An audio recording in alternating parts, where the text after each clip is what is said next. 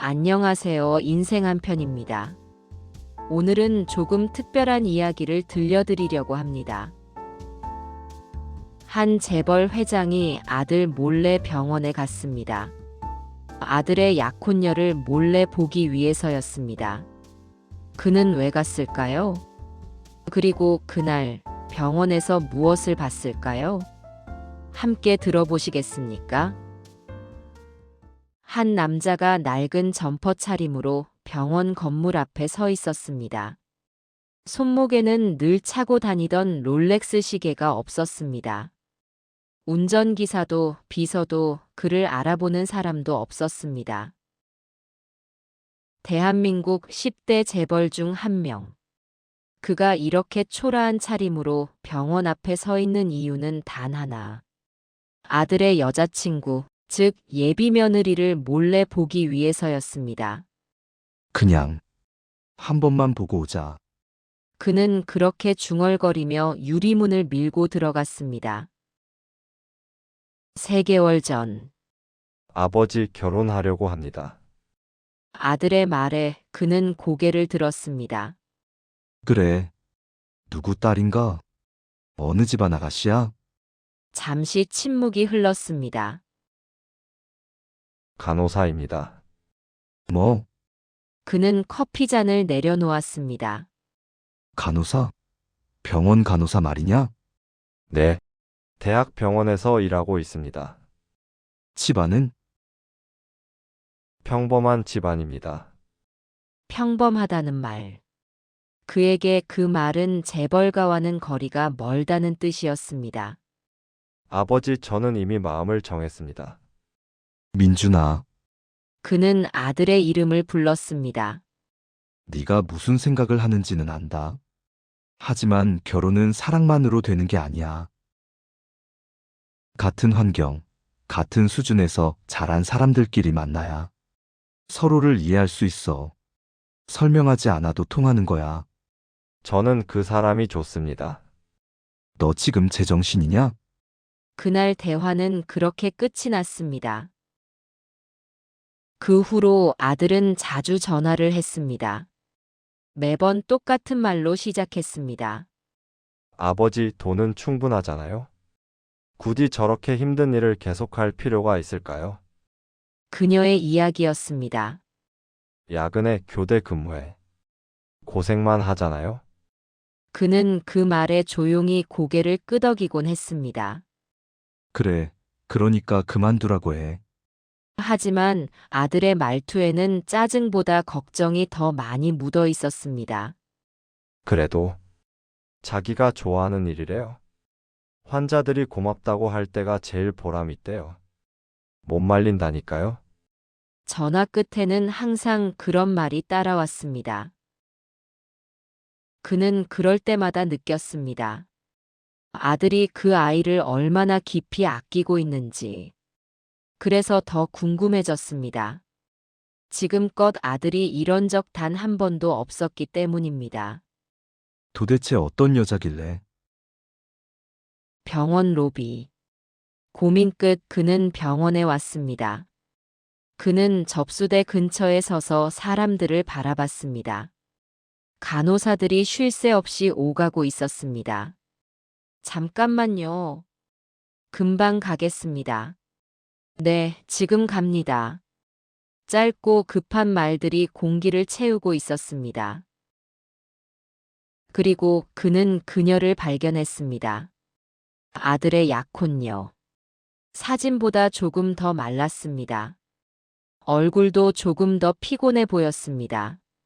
하지만 표정은 생각보다 단단해 보였습니다. 그녀는 한 할아버지 앞에 서 있었습니다. 할아버지는 화가 나 있었습니다. 아까는 된다더니 왜 지금 와서는 안 된다는 겁니까? 목소리가 컸습니다. 주변 사람들이 쳐다봤습니다. 이런 얘기는 처음 듣는다고. 그는 그녀가 당황할 거라 생각했습니다. 변명을 하거나 다른 간호사를 부르거나. 하지만 그녀는 잠시 숨을 고르고 말했습니다. 제가 설명을 충분히 못 드린 것 같습니다. 목소리가 낮고 차분했습니다. 죄송합니다. 다시 천천히 말씀드리겠습니다. 할아버지는 여전히 인상을 쓰고 있었습니다. 그러니까 처음부터 제대로 했어야지요. 네, 죄송합니다. 그녀는 다시 고개를 숙였습니다. 그리고 다시 설명을 시작했습니다. 천천히, 또박또박. 할아버지의 표정이 조금씩 풀렸습니다. 그래, 알았어요. 불편하신 점 있으시면 언제든 말씀해 주세요. 그녀는 끝까지 웃으며 인사했습니다. 이어 옆 병실에서 아이 울음소리가 들려왔습니다. 그녀는 곧장 몸을 돌렸습니다. 4~5살쯤 된 아이가 주사를 맞기 싫어 울고 있었습니다. 싫어요. 아파요. 괜찮아요. 그녀가 아이 앞에 쪼그려 앉았습니다. 표정이 달라졌습니다. 아까의 단단한 표정이 아니라 부드러운 표정. 조금만 참아볼까요?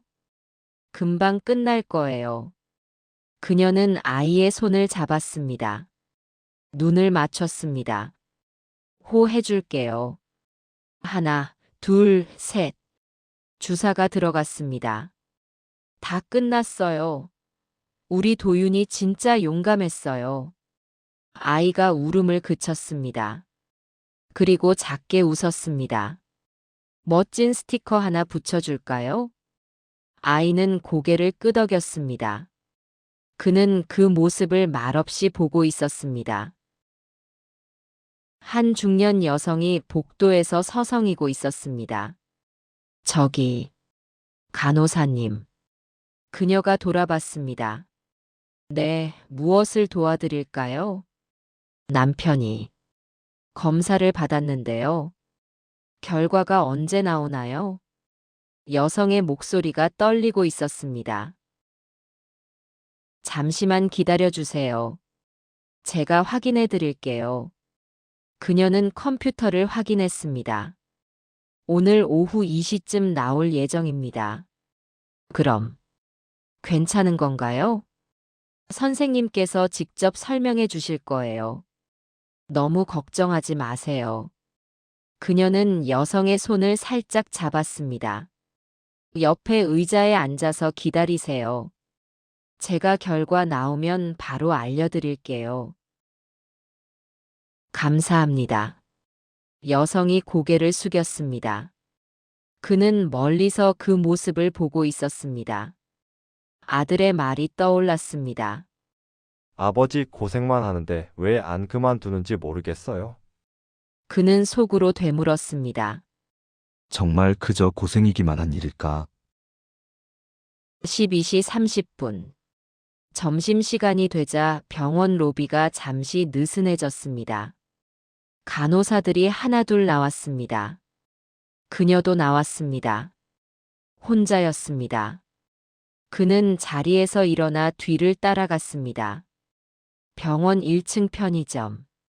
그녀가 들어갔습니다.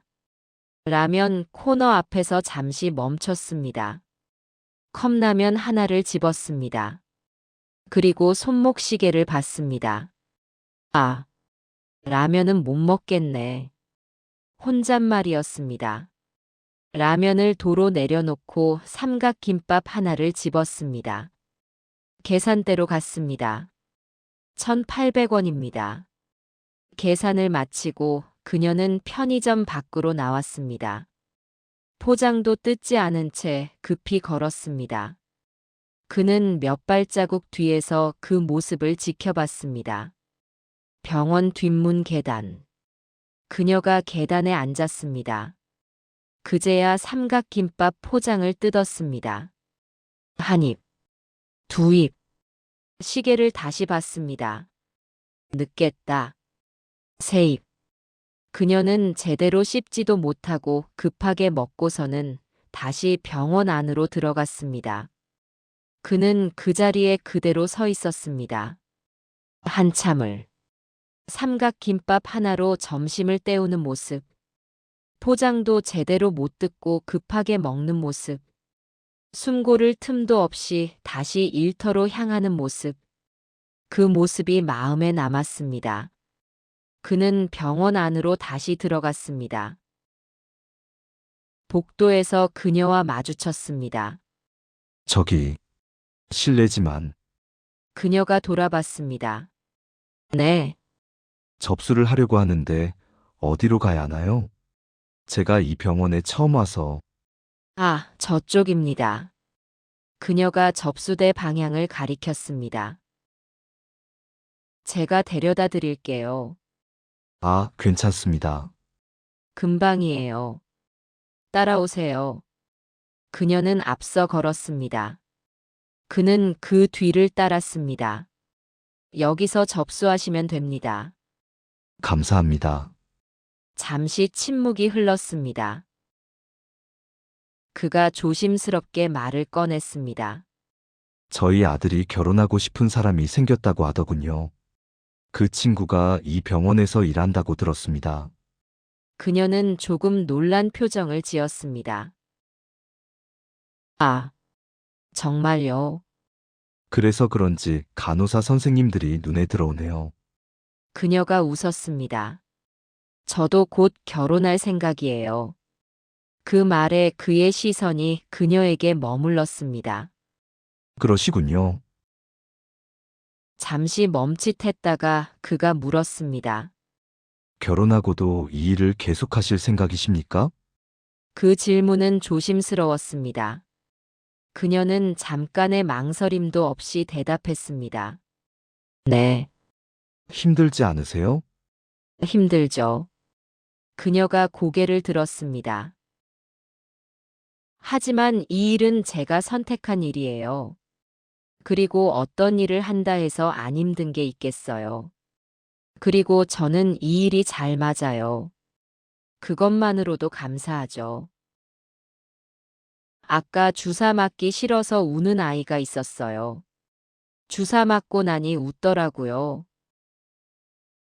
저는 그 순간이 좋아요. 그녀의 목소리에 힘이 실렸습니다. 누군가의 아픔이 조금이라도 줄어드는 순간. 누군가가 걱정하다가 안도하는 순간. 그런 순간들 때문에 이 일을 계속하고 싶어요. 물론 힘들어요. 점심도 제대로 못 먹을 때도 많고, 야근도 많고. 하지만 이게 제 일이에요. 그녀가 웃었습니다. 제가 할 수 있는 일이고 하고 싶은 일이에요. 그는 아무 말도 하지 못했습니다. 그 말에는 변명도 설명도 없었습니다. 그냥 삶의 방향이 분명히 서 있었습니다. 말 걸어주셔서 감사합니다. 그녀가 고개를 숙여 인사했습니다. 제가 시간이 없어서 먼저 가보겠습니다. 진료 잘 받으세요. 그리고 다시 병동으로 향했습니다. 그는 그녀가 시야에서 사라지고도 한동안 말없이 서 있었습니다. 그날 밤, 어김없이 아들에게서 전화가 왔습니다. 아버지 저예요. 그래, 오늘 회의 때문에 늦게 끝났어요. 일상적인 이야기들이 이어졌습니다. 회사 이야기, 저녁 메뉴 이야기. 그러다 아들이 말했습니다. 아, 그리고 오늘도 병원에서 늦게 끝났대요. 환자 보호자분이 고맙다고 과일 주고 가셨대요. 그거 보면서 진짜 좋아하더라고요. 아들의 목소리에 웃음이 묻어 있었습니다. 아버지, 저 진짜 이 사람이랑 결혼하고 싶어요. 바쁘고 힘든 일 하지만 이 사람은 자기 일을 사랑하는 사람이에요. 계속 반대만 하시지 마시고 밥 한번 드셔보시면 안 될까요? 아버지도 만나보면 마음에 드실 친구예요. 그는 오늘 본 장면들이 떠올랐습니다. 화난 환자에게 고개 숙이던 모습, 우는 아이를 달래던 모습, 걱정하는 보호자의 손을 잡아주던 모습, 삼각김밥으로 점심을 때우던 모습. 민준아, 네, 아버지. 알겠다. 네? 아들은 예상치 못한 아버지의 대답에 놀랐습니다. 너가 일이 좋아하는 거 보니 좋은 사람 같구나. 전화 너머로 침묵이 흘렀습니다. 아버지, 다음에 데리고 와라. 제대로 인사하자. 정말요? 그래, 감사합니다, 아버지. 아들의 목소리가 떨렸습니다. 전화를 끊고 그는 낡은 점퍼를 벗었습니다. 창밖을 바라보며 혼잣말처럼 중얼거렸습니다. 돈 많은 집안보다 삶을 귀하게 여기는 사람이 더 귀한 거였군. 그는 자기 삶을 지키는 사람을 며느리로 맞이하게 된 것을 조용히 다행이라 여겼습니다. 한편으로는 집안만 생각하고 반대했던 자기 자신이 부끄러웠습니다. 우리는 때때로 착각합니다. 같은 환경, 같은 배경이 행복을 보장한다고. 비슷한 수준끼리 만나야 문제가 없다고. 하지만 진짜 중요한 건 자기 삶을 사랑하는 사람입니다. 삼각김밥 하나로 점심을 때우면서도 화난 환자 앞에서도 고개 숙이며 우는 아이를 달래는 사람. 자기가 선택한 일에 보람을 느끼는 사람. 여러분들은 자기 자신을 사랑하고 계신가요? 살다 보면 마냥 좋은 일만 있을 순 없습니다. 힘들고 지치고 무너져도 본인 그리고 본인의 삶을 사랑한다고 견뎌낼 수 있습니다. 어떠한 마음가짐을 가지고 살아가는지에 따라 하루하루가 달라질 수 있습니다. 댓글로 당신의 이야기를 들려주세요. 지금까지 인생 한 편이었습니다. 이번 이야기가 듣기 좋으셨다면 좋아요, 알림, 구독 해주시면 감사하겠습니다. 다음에 다른 이야기를 들고 오겠습니다. 편안한 밤 되세요.